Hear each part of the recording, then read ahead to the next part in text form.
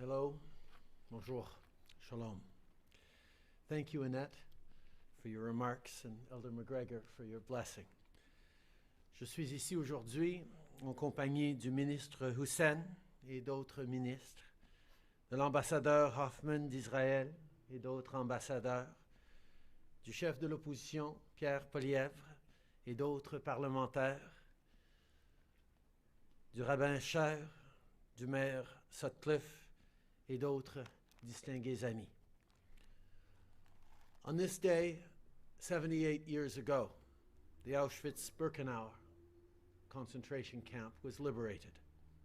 7,000 people walked out of the gates of the infamous Nazi concentration camp, but they left behind the memory of 1.1 million fellow captives who were killed there, a number greater than the entire population of Ottawa.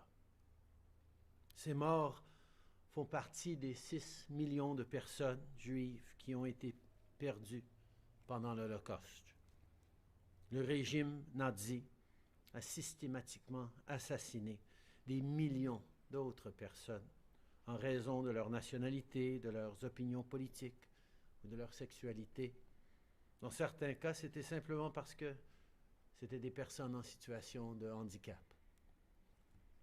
In times of peace, we shake our heads and look back at this atrocity, bewildered at how it could ever have been permitted to happen. We wonder what could ever have driven people to such cruelty. But hate never overtakes us all at once. It creeps up, inch by inch. Lately, we have seen hateful and anti-Semitic rhetoric coming from dark corners of our society. Canadians were horrified to see Nazi flags brought to Ottawa last year. It had a chilling effect. Hate is being amplified online and on other platforms. And so we cannot and must not be complacent. All Canadians, especially those of us here who are leaders, need to stand up and call it out, plainly and loudly. On doit faire preuve d'une vigilance absolue face à la haine et face aux propos antisémites, racistes ou haineux de toutes sortes. Et on doit dénoncer tout effort visant à nier l'un des moments les plus sombres de l'histoire de l'humanité. C'est pourquoi le Canada a modifié le code criminel pour interdire la négation ou la minimisation de l'Holocauste. Si on ne reconnaît pas la vérité sur le passé, on risque de voir les horreurs de l'Holocauste se répéter. As time progresses, we have fewer and fewer Holocaust survivors who can share the truth of what happened to them and the atrocities they witnessed firsthand. We are all grateful to be able to hear from survivor Dr. Klein today. It is more important than ever that we hear, tell, and remember the stories of all the victims of the Holocaust at Auschwitz, at Treblinka, at Belzec, at Sobibor, at Chelmo, and across Europe. It should be troubling for us all that so many young people haven't heard or don't understand what happened during the Holocaust. Our government has made historic investments to support community institutions across the country that educate Canadians about the reality of the Holocaust in Vancouver, in Winnipeg, in Toronto, and in Montreal. During the Holocaust, the forces of hatred and violence tried to erase millions of voices. By supporting organizations like these and attending events like today's, we are, in fact, amplifying those voices so they resonate for generations more. We are making sure, as Jews and non-Jews alike, that never again means never again. We are illuminating the truth and proving once again that light is always more powerful than darkness. Thank you all for being here today. Merci.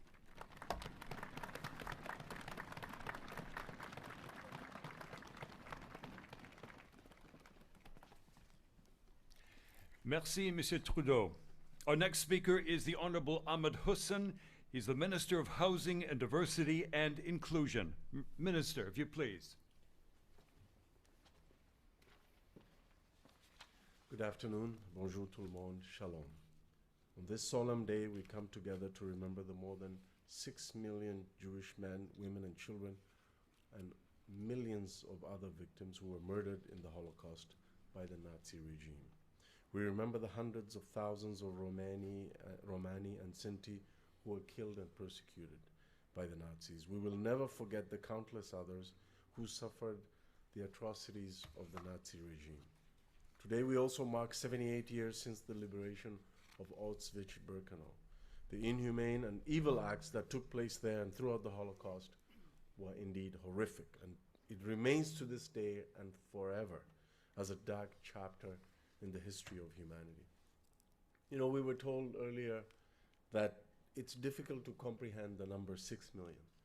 I think one of the most powerful ways to bring that home is to study the stories of the different victims and survivors of the Holocaust. And they're represented through all walks of life: children, parents, musicians, artists, regular people living their lives all throughout Europe. And their stories really bring home the truth of the Holocaust.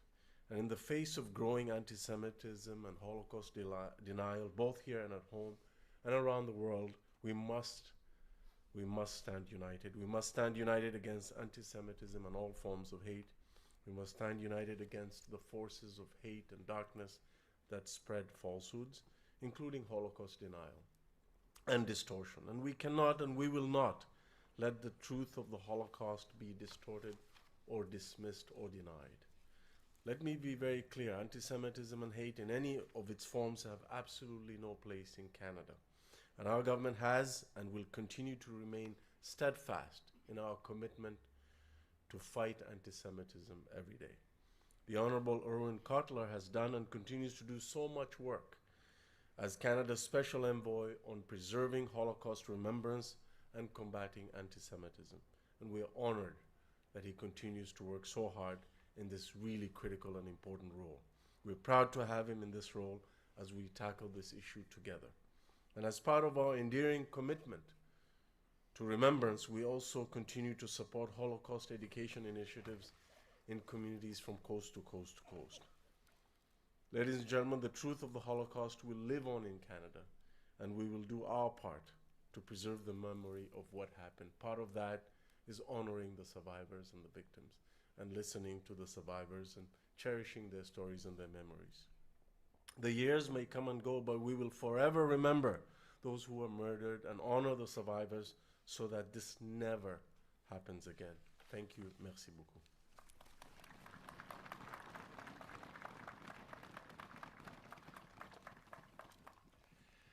Thank you, Minister. Ensuite, j'aimerais inviter le chef de l'opposition officielle, l'honorable Pierre Poilievre, s'il vous plaît.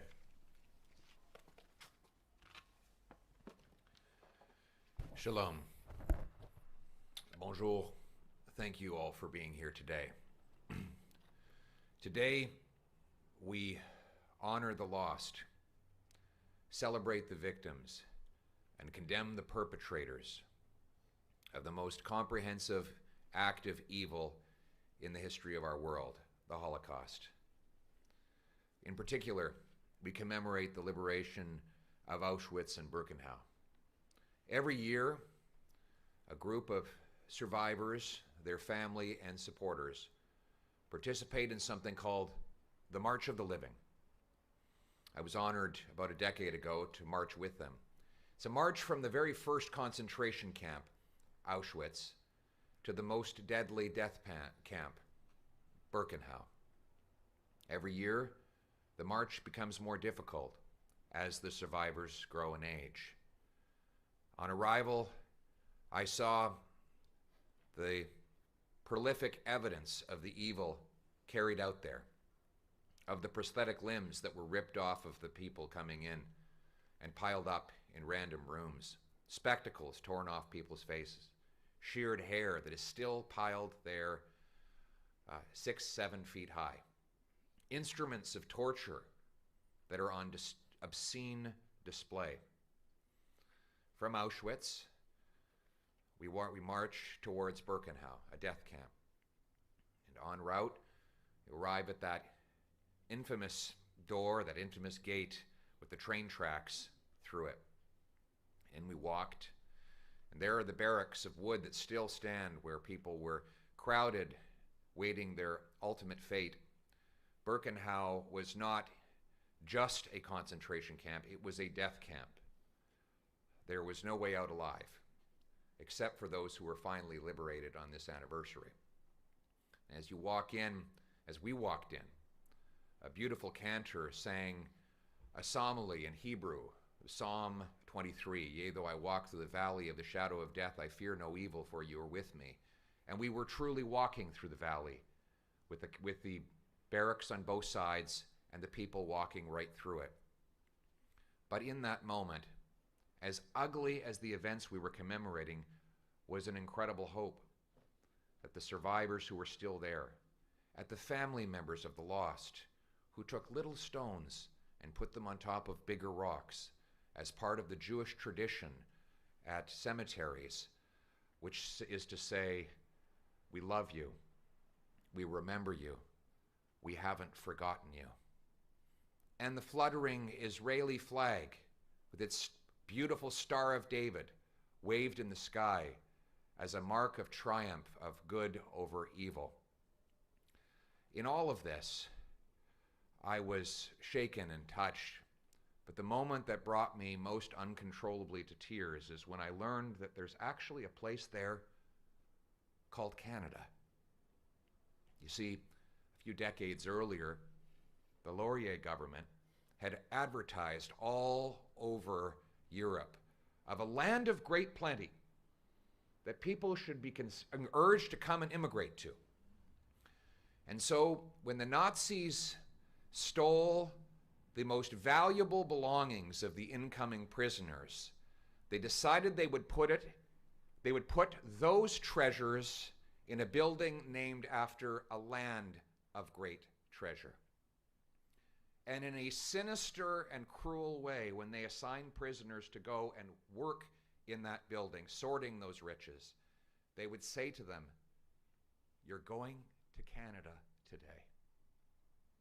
Can you imagine the number of people who died dreaming of coming to Canada? We made it here.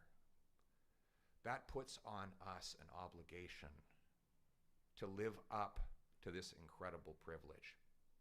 And that means we must fight every day the kind of evil that led to the Holocaust. We must speak out in every way against anti-Semitism. We must ensure that our government never again gives contracts or funds to anti-Semitic groups. Our government must condemn the anti-Semitic and genocidal regime in Tehran. We must speak up against the United Nations for singling out the state of Israel and demand that Israel have the right to live in security and peace as a Jewish state. And we must condemn Holocaust denial. I was so proud of one of my own conservative MPs who first proposed banning Holocaust denial. And we must, every time we hear these utterances of hatred and anti-Semitism, speak out strongly and unequivocally against them. When we do that, and only then, will we live up to the privilege and the honor it is for us to live here as Canadians.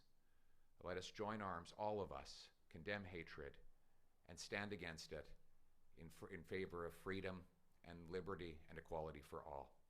Thank you very much. Never again.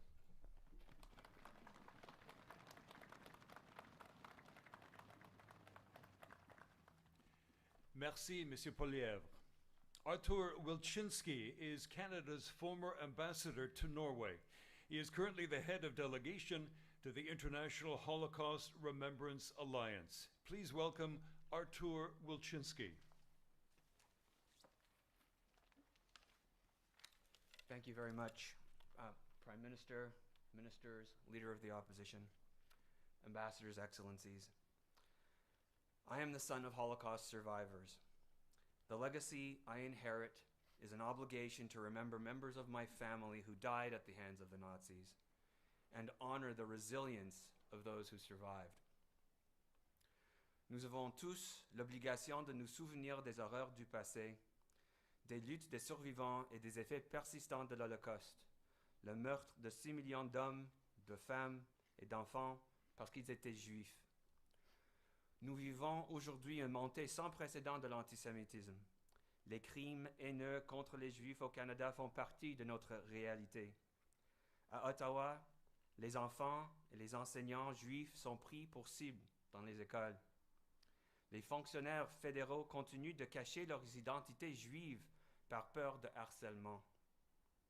Symbols of the Holocaust, yellow stars of David on victims, and swastikas worn by perpetrators are used to complain about public health measures or to demonize the state of Israel.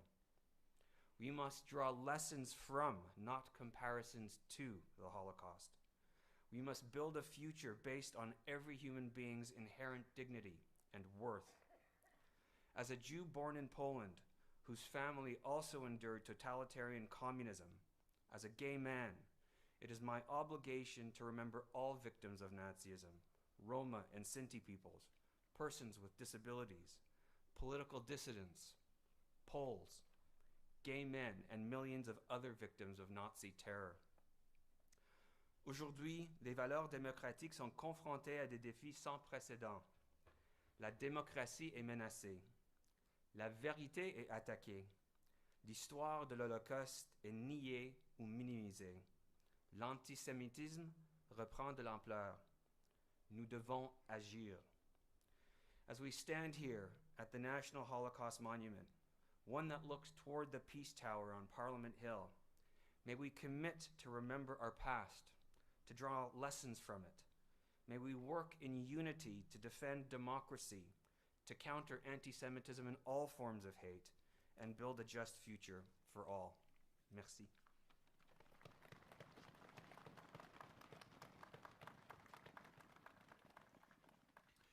Thank you, Mr. Wilczynski. Next, I'm pleased to welcome Israel's ambassador to Canada, His Excellency Ronan Hoffman.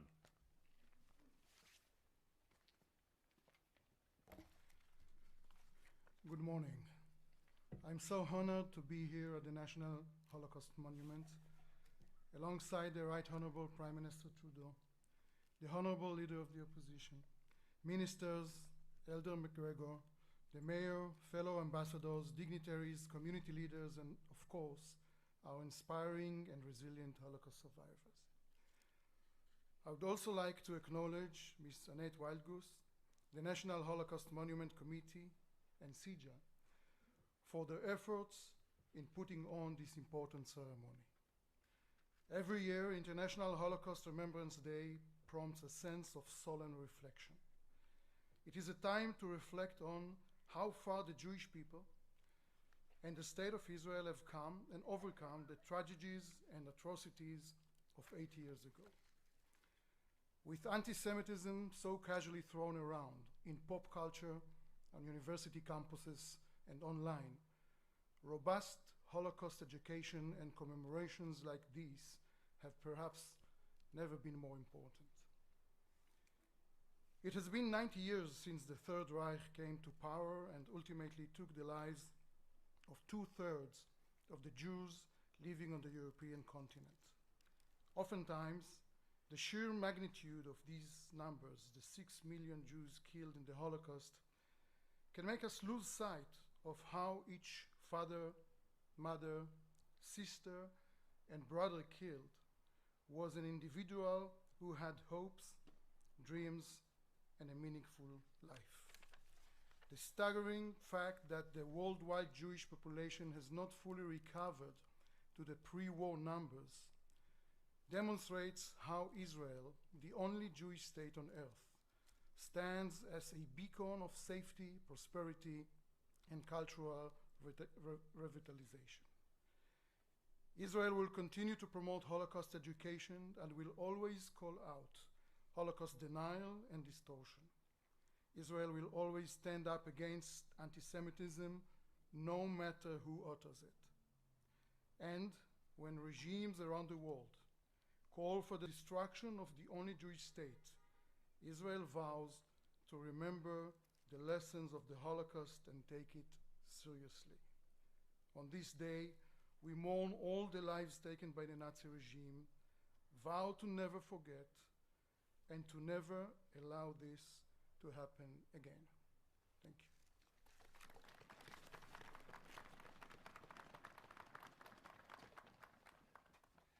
Toda Rabah, Excellency. Our next speaker is the United States Ambassador to Canada, His Excellency David Cohen. Ambassador Cohen, would you please come to the podium?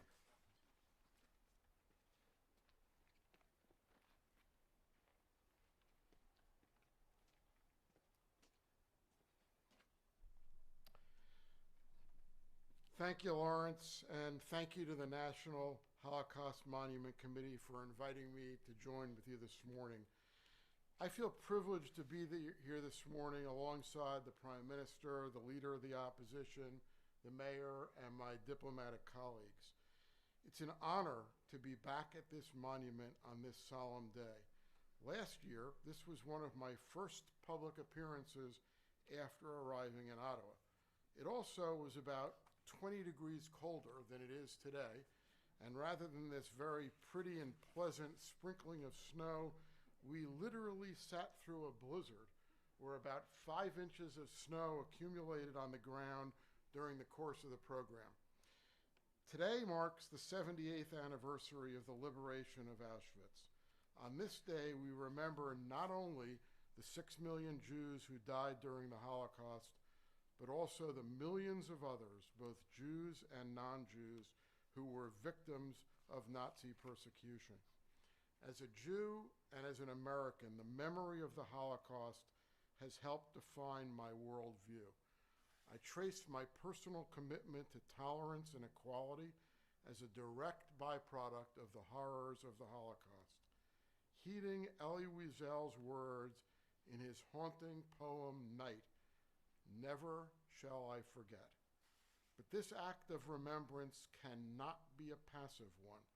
When there are outbreaks of anti-Semitism or other forms of hatred and intolerance, we must all stand up and say, this is not what we stand for. As President Biden has said, silence is complicity. Nor can our act of remembrance be limited to only one day or confined to this sacred monument. We must carry it with us every day wherever we go. And we must use our remembrance of the Holocaust to heal the world and create a better future for us all. When I get depressed by the too many examples of hatred and intolerance that we see every day in Canada and in the United States, I try to look to signs of hope.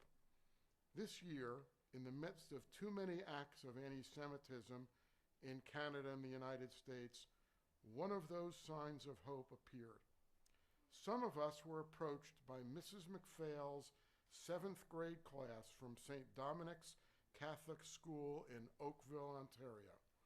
These wonderful young students asked us to participate in a social media campaign they were organizing.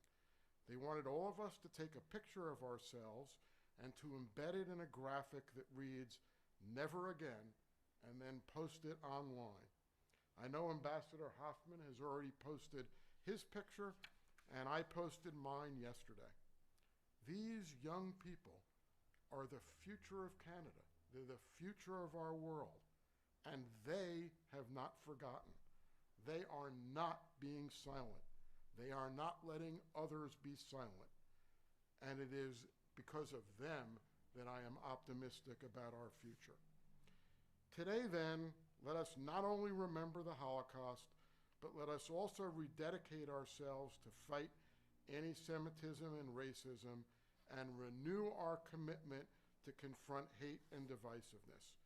And let us strive for the day when bigotry will be replaced by tolerance, demonization by compassion, and hatred by love. Thank you.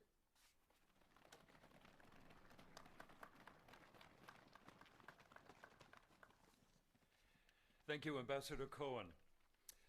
I'm pleased to welcome our next speaker, the German Ambassador to Canada, Sabine Sparwasser.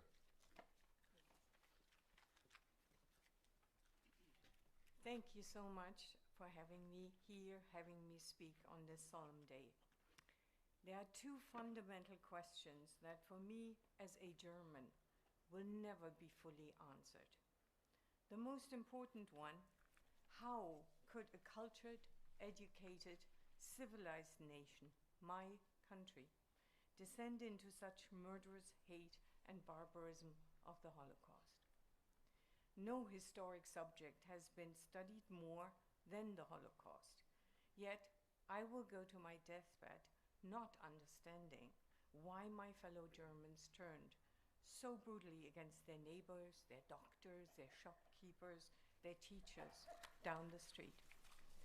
The second question to ask is, what can we do to stop anything like this from ever happening again? We are assembled here today to answer this. We need to remember, we need to teach history, and we need to learn its lessons. But most of all, we need to know in our countries, in our communities, let ours be empathic societies, communities that celebrate diversity, that focus on our common humanity rather than exaggerate our differences. And also, let us follow the example that so many Holocaust survivors have set, who have turned terrible trauma into an inspiring commitment for a world without hate. They lived through the worst and became the very best we can be.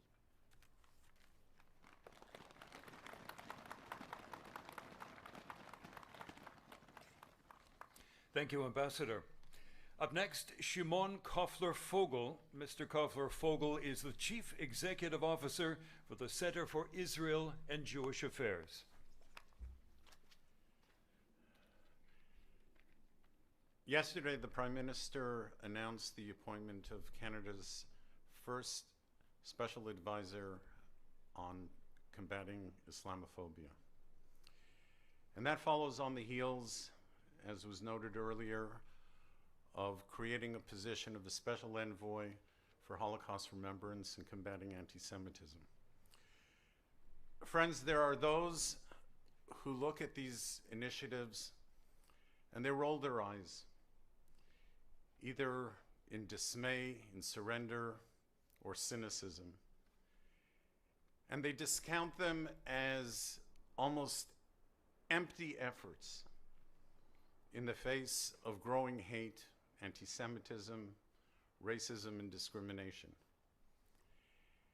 And they wonder at how we can reconcile the state of the world today with that battle cry, never again, that you've heard cited this morning frequently.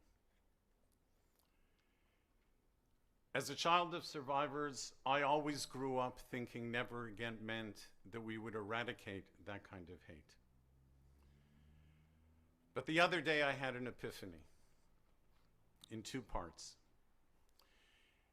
And the first part is that never again was not a commitment to end hatred, but to battle against hatred.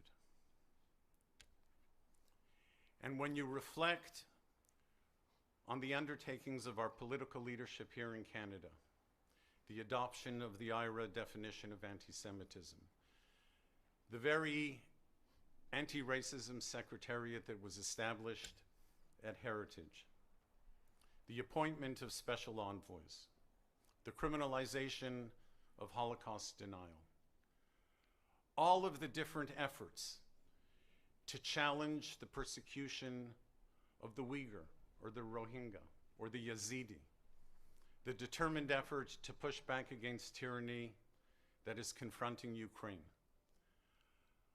all of these efforts fulfill the promise of never again. Because what never again really means is that we will never again be silent. We will never again be indifferent. We will never again be dismissive. That in the face of all of the efforts to marginalize the other, to erase the lived experience of different groups, to demonize, delegitimize, and persecute, will not go unanswered. We live up to the promise of never again. And then there was the second part of that epiphany the other day. When I reflect on this annual ritual of remembering the Holocaust, I used to think that it was just about sanctifying the memory of 6 million Jews and so many millions of others. But looking at the experience of Jews today, the frightening spike in anti-Semitism, I am reminded of the words, "What begins with the Jews never ends with the Jews." And while it may always be the Jews, at some moment in time, every marginalized group is a Jew. And so when we gather today, every year, what we are doing is not only memorializing those who have perished, we are reminding ourselves that this day serves as an annual opportunity to reaffirm an oath, the oath of never again.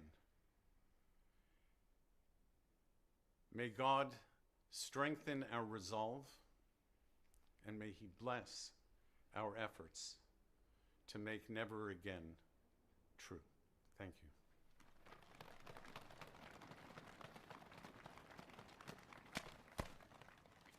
Thank you, Shimon. I feel privileged at this point to invite one of our Holocaust survivors here today to come up and speak. Dr. Agnes Klein was born in Brasov, Romania. Elle était enfant pendant la guerre et survécut dans une ferme en Roumanie. Dr. Klein, if you please.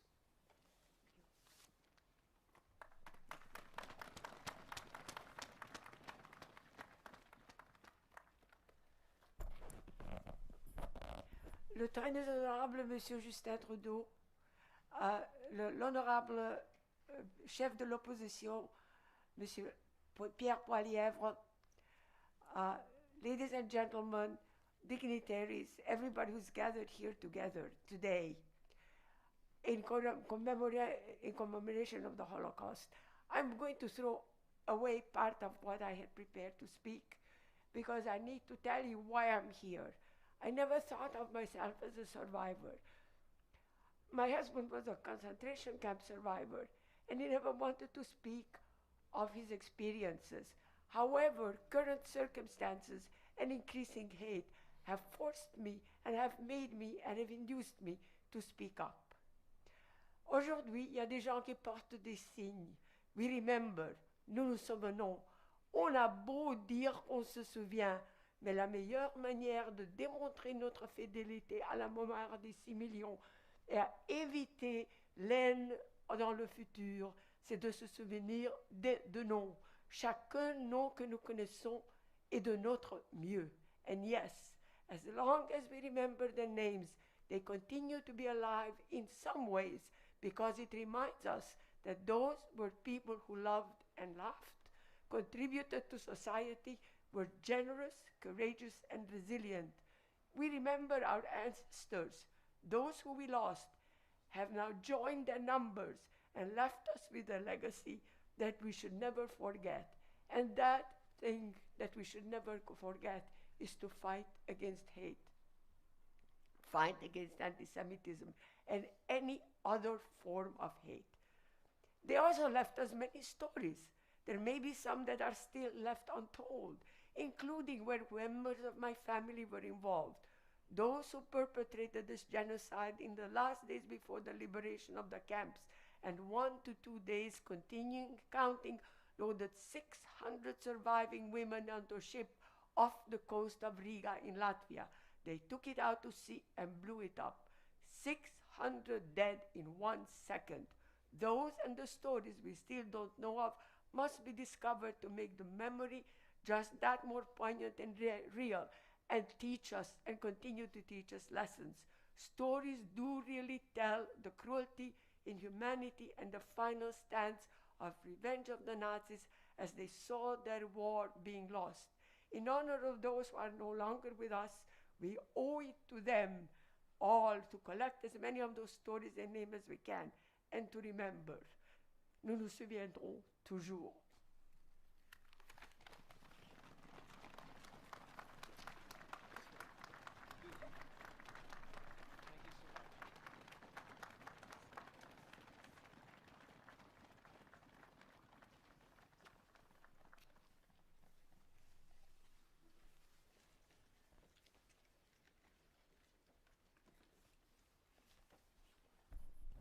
Thank you so much, Dr. Klein, for your moving and insightful remarks. Andrea Friedman is our next speaker. She is the Chief Executive Officer of the Jewish Federation of Ottawa. Andrea.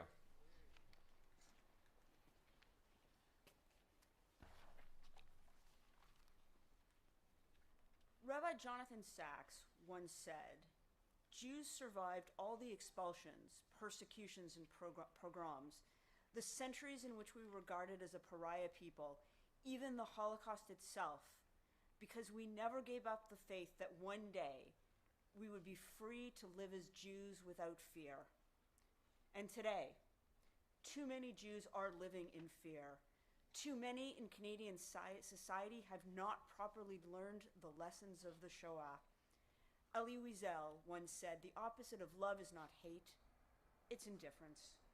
And it's frightening at a time when courageous survivors like Dr. Klein, and thank you so much for braving the cold here today, when survivors like Dr. Klein share their pain in their story, too many of our fellow citizens remain indifferent and silent. Too many continue to treat anti-Semitism as a lesser form of hate or act as if Jews are less deserving of support than other vulnerable communities. And this is why International Holocaust Remembrance Day is so critically important, why it matters that landmark buildings around the world, including for the first time the Peace Tower, right here in our nation's capital, are illuminated in yellow to remember those murdered in the Holocaust and as a public commitment to fight anti-Semitism. This is why it matters that the political leadership of our city, of our great country, along with ambassadors from around the world, are here today, and thank you so much for not remaining silent. And yet, sadly, even with what previous speakers, even with what the Prime Minister has told us has been done, and it's all wonderful, sadly, it's still not enough. Anti-Semitism has found fertile ground in our society. Children experience it in schools. University campuses are too often not safe spaces for Jews. And Jews, our dedicated Jewish public servants, are subjected to hate in their workplace, as occurs in other workplaces as well. Today we remember and we mourn the victims of the Shoah. We reflect on the 1 million children brutally murdered at the hands of the Nazis and wonder how much better our world could be if they had been given a chance at life, if they had been given a chance to contribute to science and medicine, to the arts, to sports, to politics, and to education. And through our tears, we fight against this normalization of anti-Semitism. We fight with every tool at our disposal, every weapon in our arsenal, mandatory Holocaust education, closing the legal gap on hate speech, and fighting online hate and radicalization. Make no mistake about it, this is a battle for the very fabric of society, what we aspire for our city, for our province, for our country. And it is our responsibility to do this for those murdered and for those who survived the Shoah. We must do this for ourselves, for our children, for our grandchildren, and for their grandchildren. Thank you.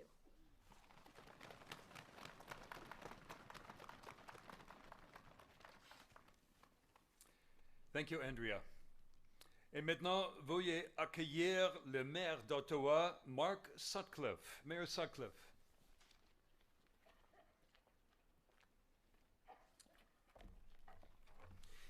Merci et bonjour tout le monde. I want to thank the Center for Israel and Jewish Affairs and the National Holocaust Monument Committee for this opportunity to stand united on this solemn anniversary. And on behalf of the people of Ottawa, on this International Day of Remembrance, I join you in commemorating the victims of the Holocaust and in honoring the survivors. We must remember. Yesterday, I posed for a picture with Andrea holding a sign that said, "We must remember," and I've been thinking about that ever since. And I for myself, I feel like we should add another word to that to say, we must remember. We must always remember. No matter how much time passes, we must remember. No matter what else happens in the world, we must remember. No matter how much the forces of hatred persist, we must remember. We must always remember. It is our duty, it is our obligation, it is our responsibility. And it's cold today, but I am warmed by the hope that I've heard today from the other speakers. Thank you for all your words, especially Dr. Agnes Klein. I want to honor all of the survivors who are here today and the descendants of survivors and the members of Ottawa's Jewish community and everyone who is working so hard to eradicate anti-Semitism in our communities, including right here in Ottawa, where regrettably, tragically, it persists. Today we honor the memory of Holocaust victims, and I want to thank our government leaders, our diplomatic representatives, and the members of our community for standing together, for joining together. Merci à toutes et à tous de votre présence. This is a profound day. It's a profound day of remembrance to honor the victims of this horrible tragedy and to teach others, especially young people, about the perils of fascism and extremism. Intolerance can take many forms, but it is always rooted in fear and ignorance. Bien qu'elle puisse prendre de nombreuses formes différentes, l'intolérance découle toujours de la peur et de l'ignorance. Today and forever, we remember. We must remember. Thank you. Merci beaucoup.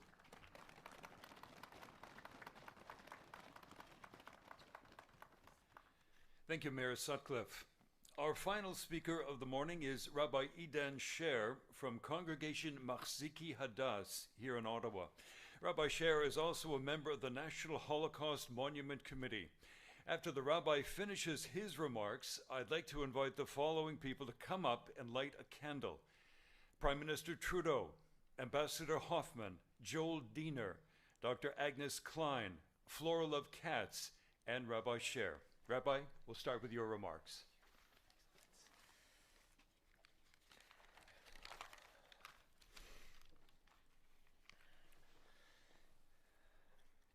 I visited Auschwitz 5 years ago, and it was a visceral, life-changing encounter. I think this is true for all who visit that site. Perhaps it's the gas chambers, seeing the scratch marks, the fingernail scratch marks of the precious victims who are desperately trying to get out. It's imagining the paralyzing fear, the screams, the prayers, the cries of Shema Yisrael, and then the silence. Perhaps it's the shoes, the tiny little shoes, the same size shoes of my little baby girl back at home, the shoes of the Nazis' youngest victims, piles of them, representing one of the 1.5 million children who were murdered in the Holocaust.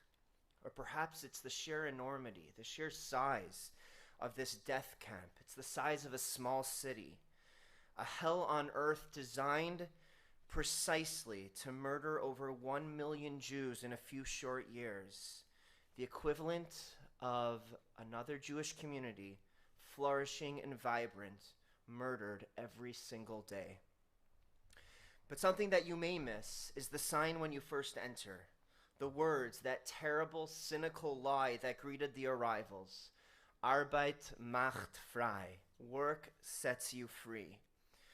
Prisoners at Auschwitz had been ordered to make that sign, and they courageously took a stand. If you look carefully, you'll see that the B in the first word is actually upside down. What might appear to be a mere piece of design was actually a daring act of defiance, a silent message to the world. All is not right here. Something is upside down, and brutally so. But the world did not listen. That upside down B stands as a call from the grave, the call of those defiant and courageous prisoners of Auschwitz to us standing here on January 7th, 2023. It is a declaration that all is not right here, and every single one of us has the responsibility to act. It is the inaction and indifference, that same inaction and indifference of the world so many years ago. Well, it's the inaction and that indifference of the individual that makes it possible for evil to triumph. And with skyrocketing hate and quickly metastasizing anti-Semitism, the message of the upside down B is perhaps more important now than it has been for a very long time. Before we ask those that are invited to light a candle and we continue with the Jewish memorial prayer, I conclude with some of the words, the concluding words of Canada's Special Envoy on Preserving Holocaust Remembrance and Combating Anti-Semitism, the words that Erwin Kotler sent to be read today. And these are his words. I close with a word to Holocaust survivors, for you endured the worst of inhumanity and somehow found in the resources of your own humanity the courage to go on, to rebuild your lives as you built the communities in which you have made an enduring contribution. I regret that I cannot be with you in person today, commemorating the many lives lost in the unspeakable horrors of the Holocaust, while honoring the enduring lessons that the survivors continue to share with us. And so may this day be not only an act of remembrance, which it is, but a remembrance to act on behalf of our Jewish peoplehood and our common humanity. At this point, we will ask all of those to please come up and light a candle.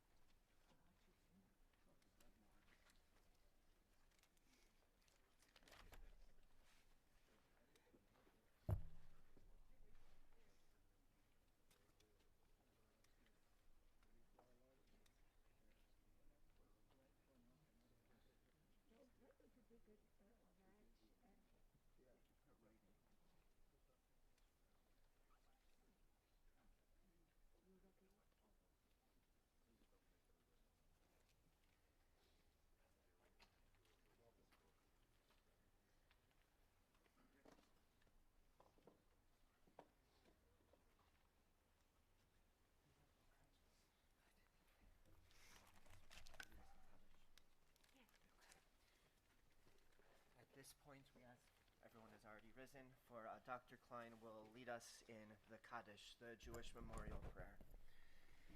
יתגדל ויתקדש שמי רבה. Amen. בעלמא דבראכילותי וניימיך מלכותי וחייכון וביומכון ובחיי דכל בית ישראל בעגלה ובזמן קריב ואמרו אמן. יהי שמי רבה ומבורך לעולם ולעולמי עולמיה. יתברך וישתבח ויתפאר ויתרומם ויתנשא ויתהדר ויתעלה ויתהלל שמי דקדושה לעילה למלכתה ושירתה תושבחתה ונחמתה תאמירן בעלמה ואמרו אמן. יהי שמי רבה מברך עלינו ועל כל ישראל ואמרו אמן. שלום במרומיו הוא יעשה שלום עלינו ועל כל ישראל ואמרו אמן.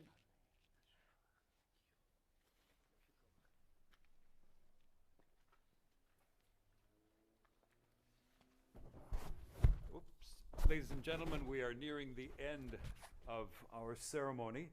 A special thank you, a great appreciation to Dr. Klein for being here today, making that connection with the past. We are so honored that you were able to attend. Before we sing O Canada and Hatikva, I'd like to ask all of today's speakers to please remain behind at the end for a photo with the Prime Minister. Adam Osko will now lead us in the singing of the two national anthems. O Canada, our home and native land, true patriot love in all of us command, car ton bras s'est porté l'épée, il s'est porté la croix. Ton histoire est une épopée de plus brillants exploits. God keep our land glorious and free. O Canada, we stand on guard for thee. O Canada, we stand on guard for thee. Kolod balevav penima, nefesh Yehudi homia, ulfate mizrach kadima, ayin letzion Sophia. Od lov tatikvatenu, tatikva bachnot alpayim, liotam chofshi be'artzenu, Eretz Zion v'Yerushalayim.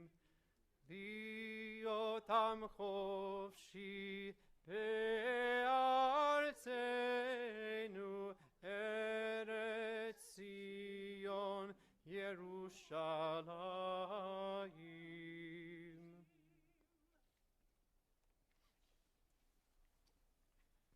Thank you, Adam. And with that, we conclude today's ceremony marking International Holocaust Remembrance Day. Merci à nos survivants de l'Holocauste, à nos conférenciers invités, et à tous ceux qui ont participé. The organizers are grateful to all of you for attending. For those who brought flags, please